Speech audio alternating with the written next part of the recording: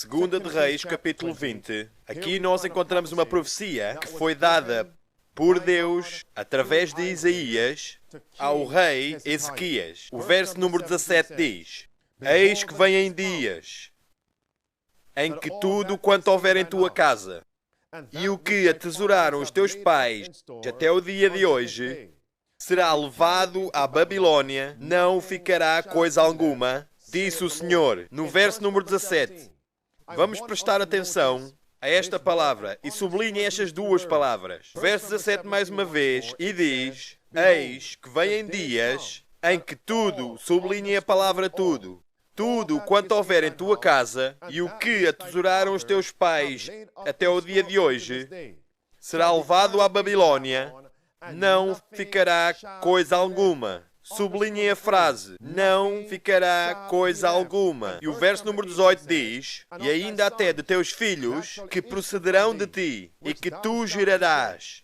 tomarão para que sejam eunucos no paço do rei da Babilônia.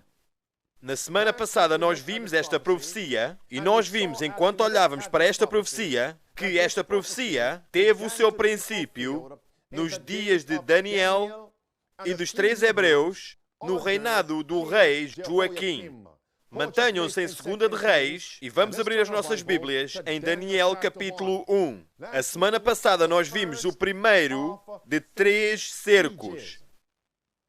Hoje, pela graça de Deus, nós queremos ver o segundo dos 3 cercos.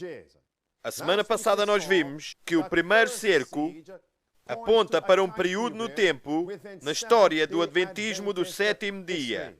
E nós mostramos que nos anos 1900, entre 1921 e 1931, que nós entramos no primeiro cerco. E neste dia, nós vamos concentrar-nos no segundo cerco. E diz no primeiro capítulo de Daniel, e verso número 1, e diz: No 3º ano do reinado de Joaquim, rei de Judá, veio Nabucodonosor, rei da Babilônia, a Jerusalém, e a situou. E o Senhor entregou Joaquim, rei de Judá, nas suas mãos, e uma parte dos vasos da casa de Deus, e que ele os levou para a terra de Sinar, para a casa do seu Deus. Então a Bíblia diz-nos no verso número 2, sobre este cerco, Nabucodonosor só levou uma parte dos vasos da casa de Deus. Mas a profecia, em 2 de Reis capítulo 20, verso 17, até o verso número 18, diz: Todos os vasos da casa de Deus seriam levados em cativeiro para a Babilônia. Verso número 3, Daniel capítulo 1, mostra-nos só uma parte do número de hebreus foram levados até ao cativeiro na Babilônia, quando Nabucodonosor veio contra Joaquim, rei de Judá. E eu quero que vocês entendam, antes de nós entrarmos para ver o segundo cerco, vamos fechar as nossas Bíblias no capítulo 1 de Daniel. Vamos abrir em 2 de Crônicas, capítulo 36. Vamos lá comigo. 2 Crônicas, capítulo 36. E olhem comigo com atenção. No verso número 1, a partir do verso número 1, até ao verso número 4, através de todos eles, até ao verso número 23, nós encontramos 3 cercos que Nabucodonosor preparou contra o rei e o reinado de Judá. 3 cercos. E sobre o 3º cerco, a Bíblia diz-nos que Jerusalém e o templo foram todos destruídos. E todo o povo de Deus foram levados de Judá, de Jerusalém, trazidos até ao cativeiro na Babilônia. Pela graça de Deus, na próxima semana, quando nos reunirmos, nós veremos o que é que o 3º cerco representa. O segundo cerco, e escrevam isto nos vossos cadernos, o segundo cerco tipifica para nós a crise da lei dominical. Olhem comigo outra vez em 2 de Reis, capítulo 20. Em 2 de Reis, capítulo 20, a Bíblia diz-nos, no verso 17 e verso número 18, que a profecia era que os hebreus de Deus seriam trazidos para o cativeiro na Babilônia e que eles serviriam o rei da Babilônia. Eles começariam a servir e a adotar o estilo de vida dos babilônicos. E a minha pergunta é, está isto a acontecer mesmo agora? Onde a maioria do professo povo de Deus, adventistas do sétimo dia, estão agora a adotar, a implementar e a viver como os babilônicos dos dias de hoje, dos tempos modernos, vivendo como aqueles do mundo. E amigos, nós podemos ter a certeza, desde que os líderes do adventismo do sétimo dia foram ao mundo para receber autorização para as suas escolas, para os seus hospitais, para as suas instituições, oficialmente desse tempo em diante, nós entramos no primeiro cerco. E a maioria do povo de Deus estão agora a adorar como aqueles na Babilônia, vivendo como aqueles do mundo. Só algumas semanas atrás, tivemos conhecimento desta afirmação, deste relatório, do Mike Colley, o presidente atual da Conferência da Flórida, dos Adventistas do Sétimo Dia.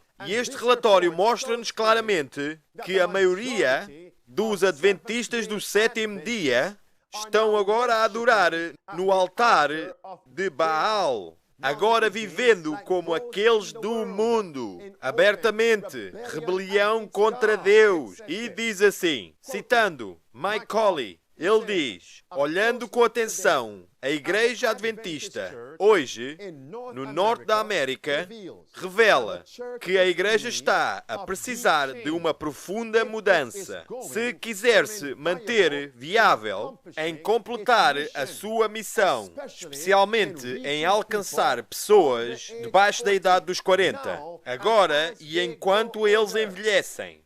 Aqui estão algumas das razões porque eu me sinto desta maneira. Primeira, estudos indicam que nós estamos a perder 40 a 45% daqueles que nós batizamos. Este relatório é surpreendente. Dentro da divisão norte-americana, este presidente da conferência, o Mike Colley, está a afirmar que uma em cada 4, que uma em cada 2 em vez, uma em cada 2 pessoas, 40 a 45 a quase 50%, uma em cada 2 pessoas que são batizadas, ele diz que eles deixam a igreja. Agora, isto pode ser levado de uma de 2 maneiras, ou das 2 maneiras. A primeira, ou as pessoas que são batizadas, eles viram as costas e param de ir à igreja. Então, uma em cada 2 pessoas que nós batizamos dentro da denominação adventista do sétimo dia param de frequentar a sua igreja adventista do sétimo dia local. Uma segunda perspectiva é esta. E que tal aqueles que foram batizados no adventismo do sétimo dia, mas deixaram, desampararam, rejeitaram os princípios que nos tornam adventistas do sétimo dia. Mas mesmo assim, eles continuam a frequentar e a sentarem-se nas cadeiras das igrejas, nas suas igrejas adventistas do sétimo dia locais. Se é esta a segunda perspectiva que o Mike Colley está a falar, essa percentagem é realmente alta. Nós estamos numa crise. Ele continua dizendo, pesquisa no sul da Flórida mostra que nós estamos a perder 60 a 70% dos nossos jovens adultos nas igrejas de imigrantes, nas igrejas latinas e das Caraíbas, depois do secundário. Nós não estamos a manter os nossos jovens nestas congregações. Número 3. Existem muito poucas igrejas afro-americanas em algumas conferências regionais. O trabalho está a ser mantido só por causa da entrada dos nossos membros das Caraíbas e dos convertidos. Mas nós não estamos a alcançar indígenas indígenas, pretos, americanos. No número 4 ele diz: muitos dos membros caucasianos na divisão do norte da América estão velhos. As famílias de jovens brancos estão notavelmente ausentes. Então agora, visto que isto é uma amostra do que se está a passar na Igreja mundialmente, a maioria do professo povo de Deus, adventistas do sétimo dia, estão agora a ser trazidos para o cativeiro, vivendo como aqueles do mundo. E o que é que você pensa que será a solução de Mike Colley para resolver esta crise dentro dos membros do adventismo do sétimo dia? Ele agora diz: é tempo para uma mudança radical e profunda. Que mudança é esta? Ele diz: é tempo para nós mudarmos os métodos de como nós fazemos evangelismo. Eu vou-vos mostrar agora que o Mike Colley e outros pastores, anciões, administradores dentro do adventismo do sétimo dia, eles estão agora a frequentar, eles estão agora a apoiar, eles estão agora a receber tutelagens, políticas, doutrinas, estratégias dos homens da Babilônia em ordem de poderem fazer evangelismo. Ele diz na primeira sentença: ao olharmos de perto, a Igreja Adventista de hoje, no norte da América, revela que a Igreja está a precisar de uma profunda mudança. Não se esqueçam destas palavras. Uma profunda mudança, se quiser continuar viável em completar a sua missão. Observem isto com atenção. Esta é a cimeira de Willow Creek. E olhem ali na parte de baixo. Vocês encontram todos estes pastores da Babilônia que vão estar a apresentar na vindoura Cimeira Global da Liderança, dias 11 e 12 de agosto de 2016. E debaixo da liderança de Mike Colley, esta igreja, na Conferência da Flórida, a Igreja Forest Lake Adventista do sétimo dia, está prestes a ser uma das igrejas anfitriãs para a Cimeira Global da Liderança de Willow Creek. Estes são os métodos e as estratégias que o Mike Colley está a implementar e a permitir que sejam implementadas dentro do Adventismo do sétimo dia nas igrejas locais para poder ganhar almas. Isto é confusão, porque os homens da Babilônia estão a usar certas estratégias para manter as almas nas suas igrejas. Mas quando o Evangelho eterno de Deus é proclamado e apresentado, aquelas almas da Babilônia, a maioria deles sairão da Babilônia e unir-se-ão com o povo de Deus. Então por que é que será que os profetas líderes adventistas do sétimo dia estão a adotar as políticas da Babilônia para ganhar as almas, quando a Bíblia nos diz que as políticas da Babilônia inevitavelmente falharão? Olhem para isto, não só em Willow Creek, e diz, mesmo aqui na Conferência da Flórida do Adventismo do sétimo dia, eles vão realizar estas várias conferências e esta chama-se Conexão Catalisador. Aonde é que eles foram buscar isto? Olhem para isto, amigo. Veio da Babilônia. Conexão Catalisador. O diretor-chefe que supervisiona é o Andy Stanley, o pastor sénior do Ministério North Point. Até este autor proeminente e orador John Maxwell. Todos guardadores de domingo, meus amigos. Guardadores do domingo, porque é que nós estamos a ir à Babilônia? Olhem esta afirmação que vai responder à pergunta. Em Testemunhos Seletos, volume 1, página 204, a inspiração diz: o inimigo das almas tem procurado introduzir a suposição de que uma grande reforma devia efetuar-se entre os adventistas do sétimo dia e que essa reforma consistiria em renunciar as doutrinas que se erguem como pilares de nossa fé e empenhar-se num processo de reorganização. E o que é que o Mike Colley pediu? Ele pediu por uma profunda mudança da forma como nós fazemos evangelismo, para ambos ganhar e manter as almas dentro das igrejas adventistas do sétimo dia. Então agora, ele e outros estão a ir até à Babilônia. Escutem o que isto diz. Se esta reforma tomasse lugar, o que é que seria o resultado? Diz a inspiração. Seriam rejeitados os princípios da verdade que Deus, em sua sabedoria, concedeu à igreja remanescente. Nossa religião seria alterada. Os princípios fundamentos que têm sustido a obra nestes últimos 50 anos seriam tidos na conta de erros. Estabelecer-se-ia uma nova organização. Escrever-se-iam livros de uma ordem diferente. Introduzir-se-ia um sistema de filosofia intelectual. Agora, não se esqueçam destas próximas palavras. Os fundadores deste sistema, a nova organização, os fundadores deste sistema iriam às cidades realizando uma obra maravilhosa. Isto claramente é evangelismo. Mas escutem o que diz a seguir. O sábado seria, naturalmente, menosprezado, como também o Deus que o criou. Coisa alguma se permitiria opor-se ao novo movimento. E diz que seus alicerces se fundariam na areia e os vendavais e tempestades derribariam a estrutura. Esta é uma afirmação surpreendente, meus amigos. Venham de volta comigo. Mantenham o seu lugar em 2 de Reis 20 e vamos voltar comigo até Daniel capítulo 1. Amigos, neste dia, eu gostaria que vocês ouvissem com atenção, atentamente, como se nunca o tivessem feito antes.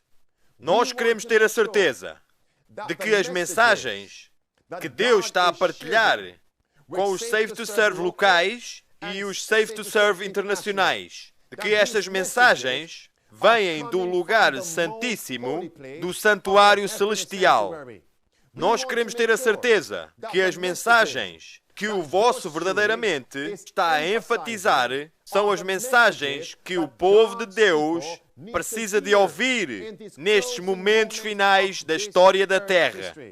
Se o estudo que nós vamos fazer neste dia não confirmar a ênfase que eu estou a colocar em várias escrituras na Bíblia, então, meus amigos, eu estou-vos a enganar. E você deve parar de ouvir e parar de apoiar a Save to Serve. Esta é uma afirmação assustadora de se fazer. Mas eu estou a dizer isto para acordar a nossa atenção neste dia. Mantenham o vosso lugar em 2 de Reis 20. Vamos comparar agora 2 de Reis 20 com Daniel capítulo 1. Porque, amigos, eu recebo os e-mails. As pessoas estão a dizer, porque é que estás tu a enfatizar esses pontos de doutrina? Fala só de justiça pela fé. Porque é que estás a enfatizar essas doutrinas? Fala só deste não há o Santo Espírito. Fala só acerca dos 25-20. E se tu falares destas coisas, você está no caminho certo.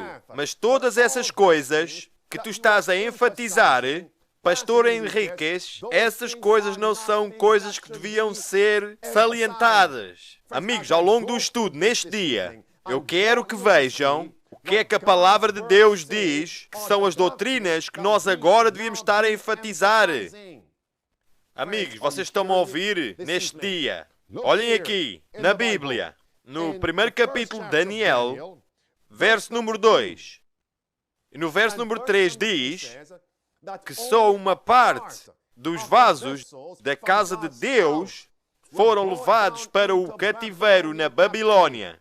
Então, o primeiro cerco debaixo do rei Joaquim não foi o cumprimento de 2 Reis 20. Foi só um cumprimento parcial. Mas o segundo cerco, debaixo de Joaquim, este foi o cumprimento da profecia em 2 Reis capítulo 20, verso 17 e verso 18. Fechem as vossas Bíblias em Daniel capítulo 1 e venham comigo agora até 2 Reis capítulo 24. Venham comigo. 2 Reis capítulo 24. A palavra de Deus diz em 2 Reis, capítulo 24, lembrem-se agora, havia Joaquim, o primeiro cerco, e havia Joaquim, o segundo cerco, e havia Zedequias, o terceiro cerco. A nossa atenção só no primeiro e no segundo cerco. Primeiramente, o segundo cerco, debaixo de Joaquim, em 2 Reis.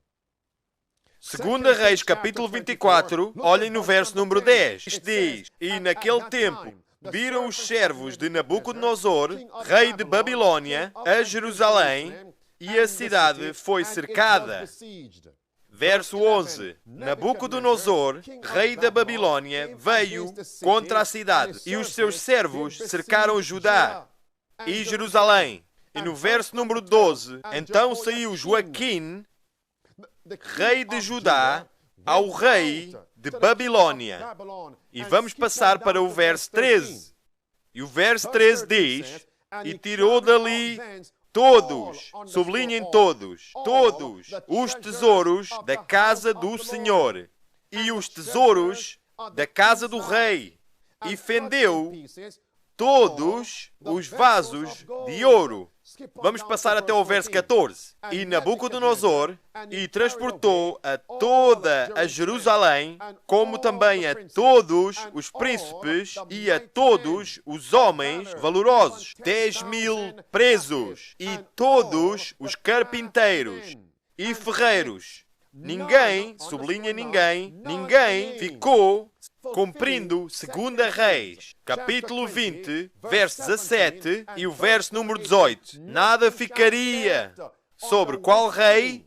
Joaquim. Este é o segundo cerco. Verso número 16. E todos, aqui está a palavra outra vez, e todos os homens valorosos, até 7.000, e carpinteiros, e ferreiros, até 1.000, e todos os varões destros na guerra. A estes, o rei de Babilônia levou presos para a Babilônia. O segundo cerco. Agora anotem. Anotem. Este segundo cerco tipifica a crise da lei dominical. Agora, por que é que você pensa que Deus permitiu Nabucodonosor, rei da Babilônia, para ir até Jerusalém e capturar o Joaquim no segundo cerco, e trouxe Joaquim, trouxe um segundo grupo de hebreus e castigou-os a eles na Babilônia? Porquê que Deus permitiu isto? Resposta, a Bíblia diz-nos, porque Joaquim andou nos pecados, imitou os pecados do seu pai Joaquim.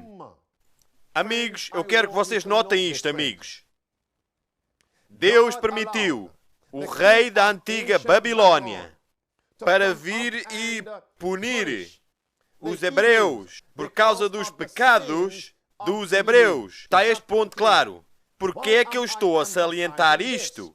A razão é a seguinte, amigos. Muitos de nós estamos a olhar para a implementação da Lei Nacional Dominical.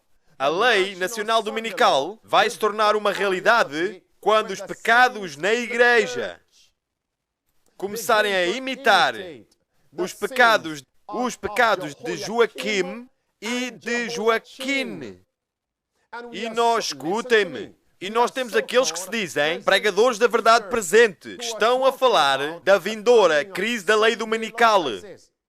E eles só se concentram nas abominações no mundo, nas nações. E eles recusam-se a identificar, eles recusam-se em proclamar, eles recusam-se de pregar contra as abominações dentro da igreja. Quando a Bíblia diz que a antiga Babilônia foi usada para castigar hebreus apóstatas por causa dos pecados deles. Da mesma forma, a lei nacional dominical, a Babilônia dos tempos modernos, a Babilônia espiritual, vai se tornar uma realidade. A lei dominical vai ser implementada quando os pecados dentro do adventismo do sétimo dia começarem a replicar-se, começarem a imitar os pecados de Joaquim e de Joaquim e do povo de Israel. Vejam comigo. Vão até 2 Reis, capítulo 24. Olhem no verso número 8.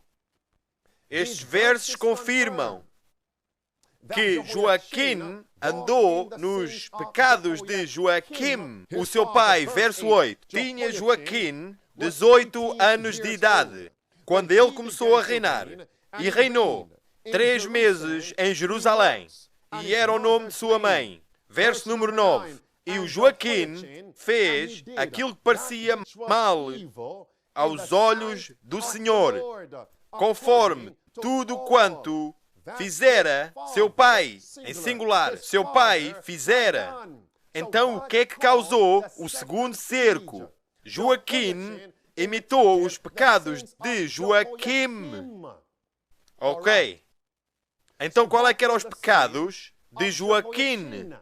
A Bíblia, na realidade, não os expõe e enumera-os em detalhe, os pecados de Joaquim. Mas a Bíblia mostra-nos, com um claro detalhe, os pecados de seu pai, Joaquim. Então, se nós agora compreendermos os pecados de Joaquim, então compreenderemos os pecados de Joaquim. Então, nós compreenderemos melhor que destes pecados de Joaquim, Joaquim trouxe o segundo cerco, que tipifica a crise da lei dominical. Desde que estes pecados estão presentes dentro do adventismo do sétimo dia, então a lei dominical está mais perto do que o que nós primeiramente acreditamos. Então aonde é que nós podemos encontrar os pecados de Joaquim e de Joaquim? Resposta: nós temos que estudar diligentemente o livro de Jeremias. Jeremias foi o profeta que pregou no período de tempo de Josias, no período de tempo de Joaquim, no período de tempo de Joaquim, no período de tempo de Zedequias. Esta é uma razão porque o livro de Jeremias é tão longo, 52 capítulos, juntamente com o livro As Lamentações, com 5 capítulos. Vejam comigo, Jeremias, capítulo 1. Quando nós acabarmos com esta série de lições Safe to Serve, vocês vão compreender melhor Primeira e Segunda Reis, Primeira e Segunda Crônicas, o livro de Daniel e o livro de Jeremias. E então chegaremos ao livro de Ezequiel. Mas vejam comigo, Jeremias, capítulo 1, versículo número 1 diz: as palavras de Jeremias, filho de Eliquias, dos sacerdotes que estavam em Anatoth, na terra de Benjamim, ao qual veio a palavra do Senhor nos dias de Josias, filho de Amon, rei de Judá. No 13º ano do seu reinado, a palavra do Senhor também veio nos dias de Jehoiaquim, filho de Josias, rei de Judá, até ao fim do ano 11º de Zedequias, filho de Josias, rei de Judá, até que Jerusalém foi levada em cativeiro no 5º mês. Jeremias. Este livro mostra-nos os pecados que conduziram aos 3 cercos. Oh, amigos, sublinhem isto. Façam apontamento. O ministério de Jeremias durou 40 anos. Vamos rapidamente confirmar isto. Agora, olhem no verso 1 até o verso número 3. Você não vê o nome Joaquim. Porquê? Porque o seu reinado foi tão curto. Ele só reinou por 3 meses. Como resultado, o seu nome é passado por cima nesta linhagem. Mas olhem comigo agora. Mantenham-se aí no livro de Jeremias. Vamos abrir em 2 Reis, capítulo 22. 2 Reis 22, a Bíblia diz-nos acerca de Jeremias, no verso número 1, diz: tinha Josias 8 anos de idade quando começou a reinar, e reinou 31 anos em Jerusalém.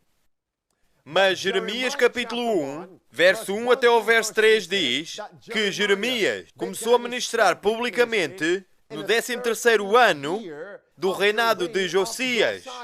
Por outras palavras, Jeremias começou o seu ministério nos últimos 18 anos do reino de Josias. Isso são 18 anos. Jeremias capítulo 1 diz que Jeremias também profetizou no tempo de Jeoaquim, quanto tempo que Joaquim reinou. A Bíblia diz-nos em 2 Reis, capítulo 23 e verso 36, Joaquim reinou durante 11 anos. 18 mais 11. Quanto tempo é que Joaquim reinou? Somente 3 meses. 2 Reis 24 e verso número 8. Quanto tempo é que Zedequias reinou? 11 anos. 2 Reis 24, no verso número 18. Então nós temos 18 anos. Temos 11 anos de Joaquim e 11 anos de Zedequias. 18, 11 mais 11 dá-nos 40 anos. Venham comigo agora ao livro de Jeremias. Então agora entendam isto. Então quando leem o livro de Jeremias, entendam como é que pode ser aplicado em nós nestes últimos dias. As mensagens no livro de Jeremias eram as mensagens, a verdade presente que Deus enviou aos hebreus, mesmo antes dos 3 cercos, a destruição de Jerusalém, a destruição do templo e o castigo dos apóstatas judeus. Está este ponto claro? Então o livro de Jeremias é a verdade presente para nós. Mais uma coisa. Quando se estuda o livro de Jeremias e lê-se os pecados do professo povo de Deus, no livro de Jeremias, aqueles pecados eram os pecados que precederam o primeiro, o segundo e o terceiro cerco da nação antiga da Babilônia. Ao vermos os mesmos pecados hoje em dia, significa que a Babilônia espiritual dos tempos modernos está prestes a retornar e Deus usará esse poder e até as últimas 7 pragas para castigar o seu povo apóstata rebelde. Vejam comigo, no livro de Jeremias, capítulo 1, notem agora a mensagem que Deus deu a Jeremias.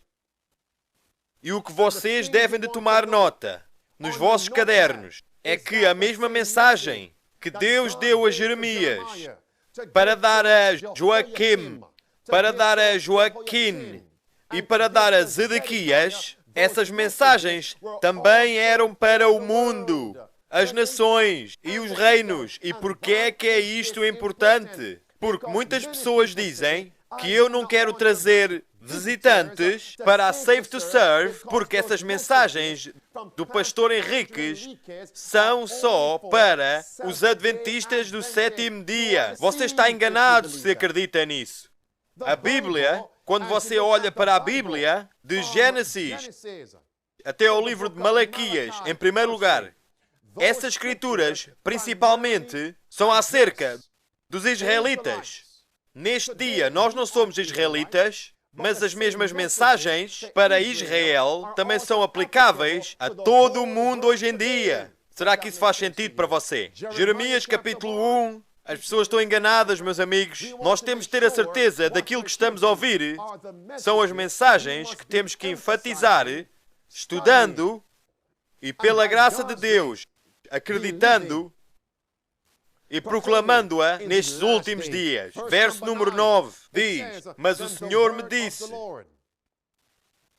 estendeu o Senhor a sua mão e tocou-me na boca. E disse-me o Senhor: Eis que ponho as minhas palavras na tua boca. Olha, ponho-te neste dia, tu, Jeremias, sobre as nações e sobre os reinos, para arrancares e para derribares, para destruires e para arruinares, e também para edificares e para plantares. Ainda veio a mim a palavra do Senhor, dizendo: Que é que vês, Jeremias? E eu disse: Vejo uma vara de amendoeira. E disse-me o Senhor: Viste bem, porque eu velo sobre a minha palavra para a fazer cumprir. Sublinhem essa frase, porque eu velo sobre a minha palavra para a cumprir. Verso 13. Veio a mim a palavra do Senhor, segunda vez, dizendo: que é que vês? E eu disse: vejo uma panela a ferver, cuja face está para a banda do norte. E disse-me o Senhor: do norte se descobrirá o mal sobre todos os habitantes da terra. Então, qual é que foi uma das principais mensagens que Deus deu a Jeremias para pregar para o mundo, especificamente para aqueles em Judá e Jerusalém? A mensagem acerca da vinda do Rei do Norte. E Jesus diz no verso 12: porque eu velo sobre a minha palavra para a cumprir. O que é que isso significa? Que Jeremias devia pregar que o Rei do Norte está para vir, e o Jeremias devia pregar essa mensagem com urgência, para que o povo de Deus acordasse para se poder preparar para essa crise. Mas a maioria dos adventistas do sétimo dia de hoje não querem ouvir acerca da vinda do moderno, espiritual, satânico Rei do Norte. E a Bíblia diz-nos no verso número 15, e através de todo o livro de Jeremias, que este mal que veio do norte para castigar e para punir o professo povo de Deus, esse poder do norte representava a Babilônia, Nabucodonosor. Você encontra isto em Jeremias capítulo 39, verso 3, verso 6, até ao verso número 8. E escrevam também 2 Crônicas, capítulo 36, todo o capítulo que o mal do norte representava o rei da Babilônia. Então, qual é que é a mensagem que os adventistas do sétimo dia deviam agora estar a ouvir? Qual é que é a mensagem que o mundo devia agora estar a ouvir? A vinda da contrafação do Rei do Norte. E eu digo a contrafação porque Jesus, baseado no Salmo 48, verso número 2, Isaías capítulo 14, verso 12 até ao verso 14, Jesus é o verdadeiro Rei do Norte. Satanás é a contrafação. E Satanás quer ser como Deus. Isaías capítulo 14. E agora Satanás está a trabalhar através, principalmente, do papado. E baseado em Daniel capítulo 11. Oh sim, verso número 40 até ao verso 45. Este Rei do Norte representa o papado. E se compararmos Isaías capítulo 14, verso 12 até ao verso 14, quando Satanás diz que ele quer pôr o seu trono, o seu templo, acima das estrelas de Deus, acima do templo de Deus, no lugar do norte. Se comparar Isaías capítulo 14, verso 12 até ao verso 14, com a 2 Tessalonicenses, capítulo 2, verso 1 até ao verso 4, aonde Satanás diz, aonde a Bíblia diz, o filho da perdição, que se opõe e se exalta a ele mesmo, acima de tudo o que se chama Deus, ou se adora, de sorte que se assentará como Deus no templo de Deus, querendo parecer ser Deus. Esta é a contrafação do Rei do Norte. Este é o papado. E qual é que é o evento que trará o reaparecimento do papado, a supremacia mundial politicamente, a supremacia mundial na esfera da religião e espiritualmente? É a crise da lei dominical. E Jeremias devia pregar essa palavra com urgência, porque Deus disse que eu velo. Mas outra vez, o que é que causaria a Deus apressar a antiga Babilônia para vir contra Jerusalém? Foi por causa dos pecados das pessoas em Judá e Jerusalém. Então o que é que trará? Qual será a principal coisa que vai causar a lei dominical de se tornar uma realidade? É o pecado dentro do adventismo do sétimo dia. Acordem vocês que se dizem pregadores da verdade presente, que falam acerca da crise da marca da besta, mas eles têm medo de expor as abominações dentro do adventismo do sétimo dia, tal como Deus chamou a Jeremias, o profeta, para fazer. E estes chamados pregadores da verdade presente, eles são os contratados. Os contratados, porque para expor os pecados dentro do adventismo do sétimo dia, para avisar o povo de Deus e para chamar o povo de Deus ao arrependimento antes que a marca da besta seja implementada. Eles têm medo de perder a sua popularidade. Eles têm medo de perder as suas carreiras como pastores. Eles têm medo de perder as suas reformas. Estes são os contratados. A Bíblia diz-nos. Vamos aqui no livro Profetas e Reis, página 408. Vamos ver o que mais Deus disse ao profeta Jeremias para pregar. E diz em Profetas e Reis, diz, por 40 anos Jeremias. Quantos anos? 40 anos. E nós confirmamos os 40 anos pela Escritura. Por 40 anos, Jeremias devia estar diante da nação como testemunha da verdade, da justiça. Num tempo de apostasia sem paralelo, devia ele exemplificar na vida e no caráter a adoração do verdadeiro Deus. Durante o terrível cerco de Jerusalém, ele seria o porta-voz de Jeová. Prediria, sublinhem isto, prediria a queda da casa de Davi e a destruição do belo templo construído por Salomão. E quando, aprisionado por causa de suas destemidas afirmações, Jeremias devia ainda falar contra o quê, meus amigos? Contra o pecado nos sítios altos. Os sítios altos têm duas aplicações.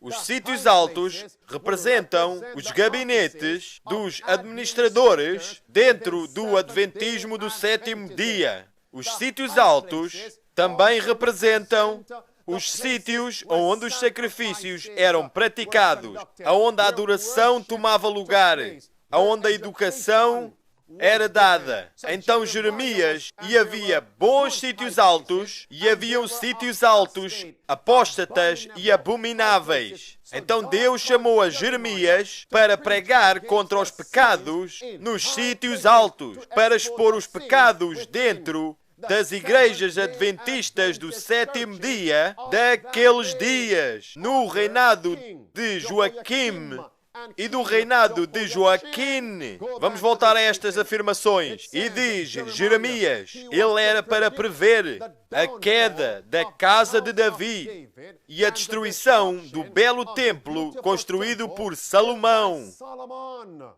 Então, o que é que foi Jeremias chamado para pregar? Ele era para predizer, ele era para profetizar, ele era para proclamar que a casa de Davi iria cair e que o templo iria ser destruído.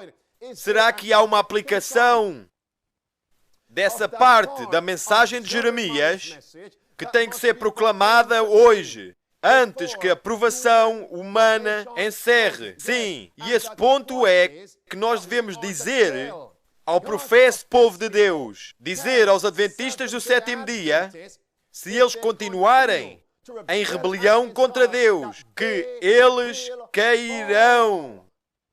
E quando eu falo acerca disto, eu posso ver agora muitas pessoas a dizer, espera lá, pastor Henriques, a irmã White diz que a igreja, o adventismo do sétimo dia, a igreja pode parecer que está quase a cair, mas não cairá. Ou Jeremias está errado, ou amigos, não me deixem ir aí. Você tem uma interpretação errada e uma aplicação dessa afirmação. Aqueles que são rebeldes dentro do adventismo do sétimo dia irão cair e cairão com os babilônicos. Vamos confirmar isto. A afirmação que muitas pessoas citam vem de Mensagens Escolhidas 2, página 380, onde a inspiração diz que a igreja pode estar a parecer que vai cair, mas não cairá.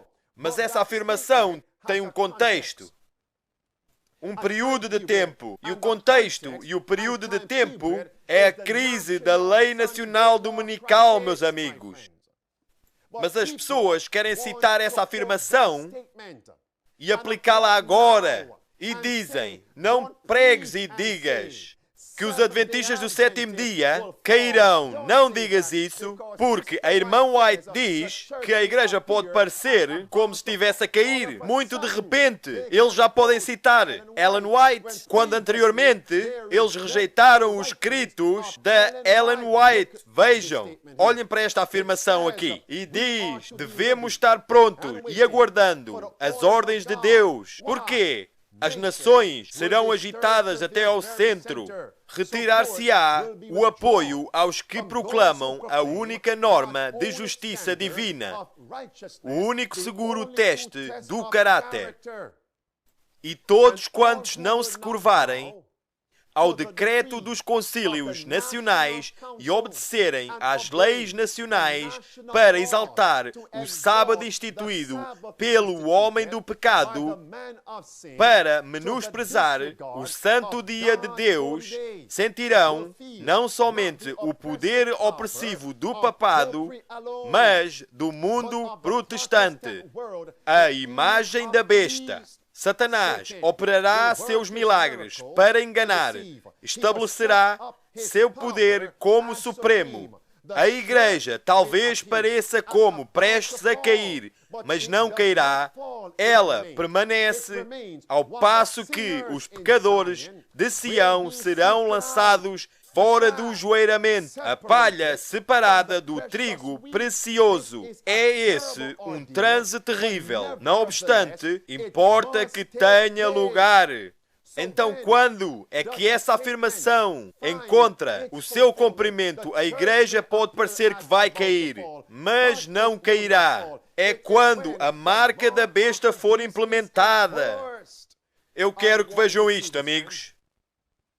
Num contexto literal, quantos daqueles em Jerusalém e na Judeia foram levados ao cativeiro, literalmente, para a antiga Babilônia? Cada uma das pessoas de Judá tiveram que enfrentar a crise de Nabucodonosor, rei da Babilônia, ambos fiéis e apóstatas. Está este ponto claro? Joaquim foi levado para lá.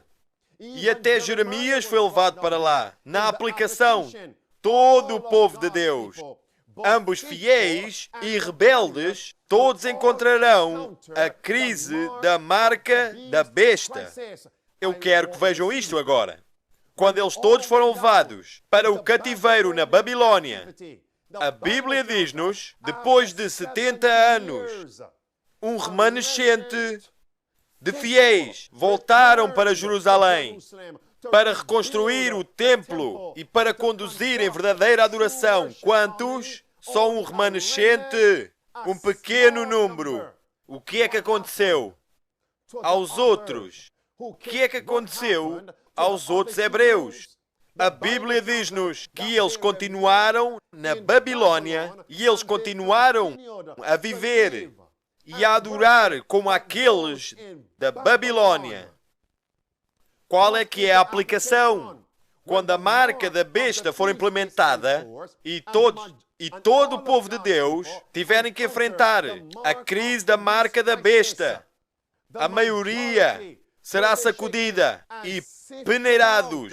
A palha será separada do precioso trigo e só uns poucos fiéis.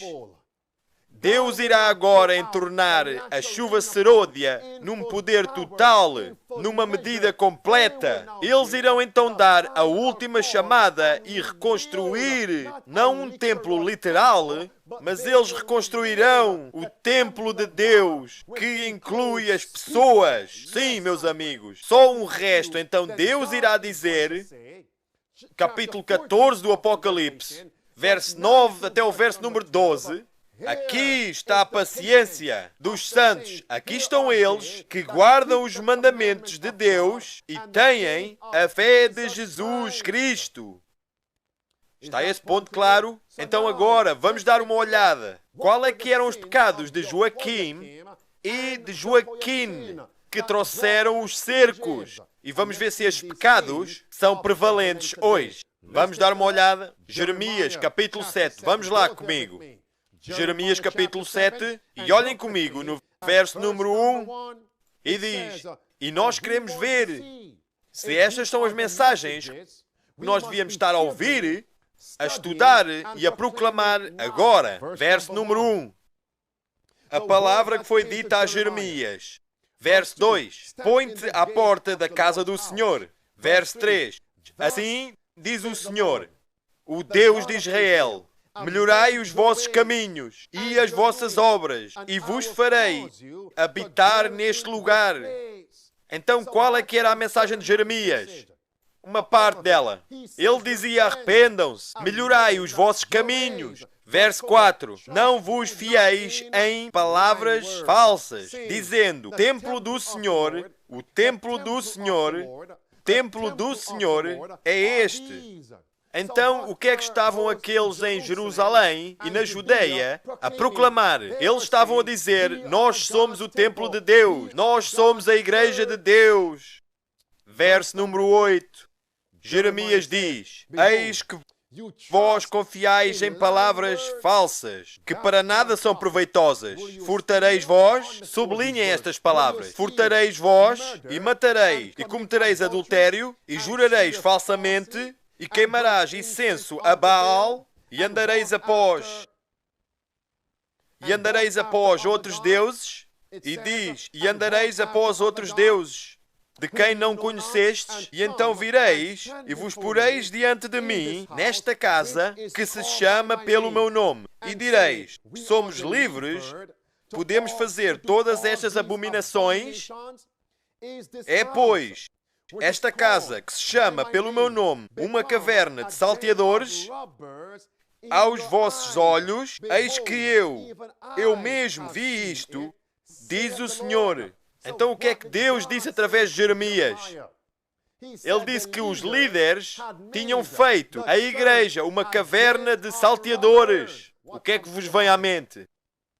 Qual é a passagem? Qual é a escritura que vos vem à mente? A passagem em Lucas capítulo 19, onde Jesus disse aos líderes da igreja judaica: vocês fizeram da minha casa, da casa de Deus, vocês fizeram a minha casa, meu templo, uma caverna de ladrões.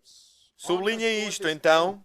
Isso significa que a mensagem que Cristo pregou era a mesma mensagem que Jeremias pregou, e vice-versa. E passem para baixo para o verso número 12. E diz: mas ide agora, Jeremias a pregar, mas ide agora ao meu lugar, que estava em Siló, aonde, ao princípio, fiz habitar o meu nome, e vede o que lhe fiz, por causa da maldade do meu povo Israel. Verso número 14. Farei também a esta casa, que se chama pelo meu nome, na qual confiais, e a este lugar, que vos dei a vós e a vossos pais, como fiz a Siló.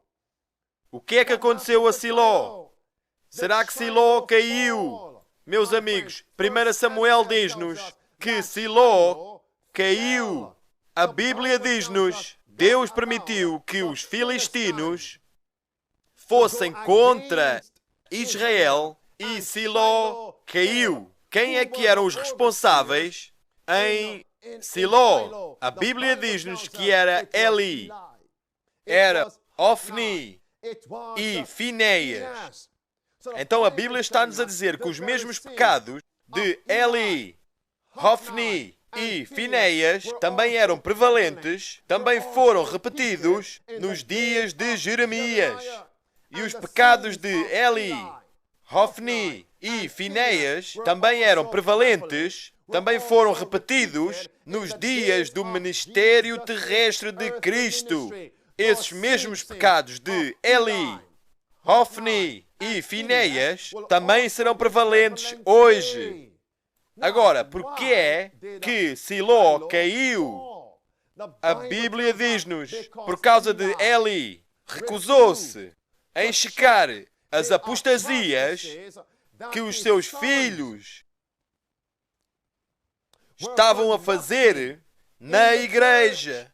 Quando você olha em Jeremias 7 e verso número 9, furtareis vós e matareis e cometereis adultério. Quem é que foram os tais em Siló que roubavam as pessoas e que cometiam adultério e que puxavam as práticas de libertinagem?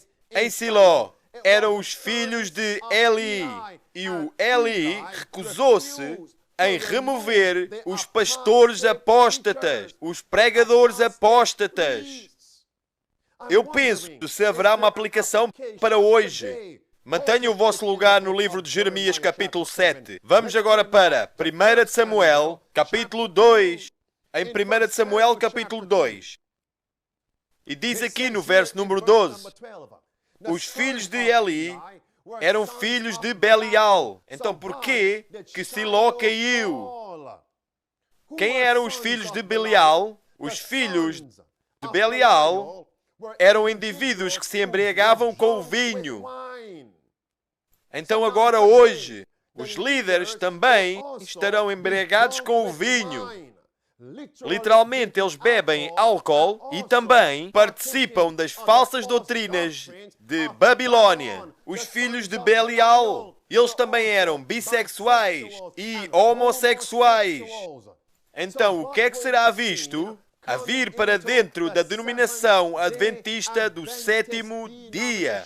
Os pecados da comunidade LGBT. Então, quando Jesus diz, como foi nos tempos de Noé, como foi nos tempos de Lot, em Sodoma, ele não somente está a falar daqueles pecados que se viam os vistos no mundo, mas aqueles pecados que se viam na igreja.